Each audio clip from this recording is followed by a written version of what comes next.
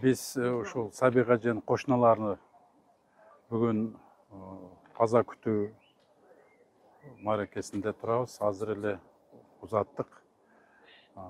62 жашта кетти кошунабыз. Мына ушул жерде азыр бүт кошуналар келип, эжени акыркы сапарга узаттык. Эми ар бирге канча жашаарын жараткан Кудай өзү өлчөп ченеп берет.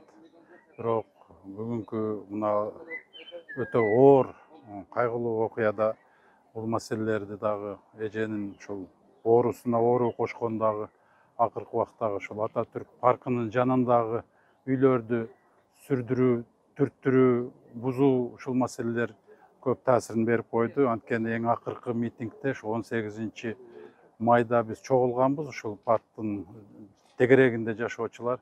Ошол жерде ал эже келе албай калды дагы. Бизге ушу группага жазды да, давлением көтөрүлүп кетип, ушул больницага кайрылдым, митингге келе албай калдым, менсиз өткөзө бергиле деген эң акыркы сообщениясы ошо болду. Ошодон кийин тилекке каршы мына ушу мажал алып кетип калды.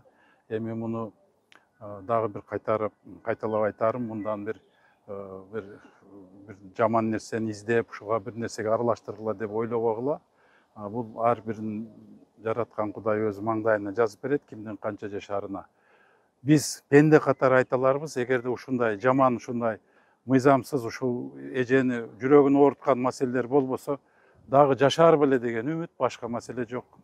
Өлүм болуп аткан жерде бул өтө чоң таасирин тийгизди баарыбызгачы. Бул эжени жоготуп алабыз деп так ойлогон эмеспиз. Кече эле катарыбызда бир жакшынакай болуп жүргөн да. Анын эженин мен өтө жакындан таанып билбейт элем, бирок мындай со стороны караганда эженин ден соолугу үчүн мындай жакшы эле эжеке болчу да, жакшынакай болуп эле катарыбызда жүргөн. Болгону бул жерде мындай кокустан эле бизге извещение берип туруп, туура эмес кадам баштап алды өкмөт. Туура эмес кадам баштап ушунча адамды кайгыга салып алды да. Бул эже эле эмес, көптөр больницага жатып жакшы болуп чыккандары да бар, дагы ооруп аткандары бар, угуп эле жатабыз кошуналардан. Өтө өкмөтүбүз туура эмес кадам баштап алды. Биринчи ошол ким саткан, ошол жактан баштап мындай сураштырып баштаса болмок да. Бул дароо эле чечим чыгарган сиздерге шоковый алда калды. Ошол шоковый состояние болуп калдык да, баарыбыз эле кантип бир ай ичинде биз үйүбүздү бошотуп беребиз деп эле түшүнүксүз болуп калды да. Эми соттун чечими менен бузулат, сот болот деп айтып коюшту. Биз эми соттун чечимин күткүнчө деле ойлонуп жатат экенсиң да. Анан если чындыгында закон менен кызыл китепти баалап, Кыргызстан законду сыйласа, чечим биз тарапта болот да. Себеби ошол кызыл китепти берген, ушул жашаганга мүмкүнчүлүк берген. А эгер баскынчылык кылып, башка жолдору болсо, анда соттун чечими сөзсүз өкмөттүн чечимин кабыл алат да.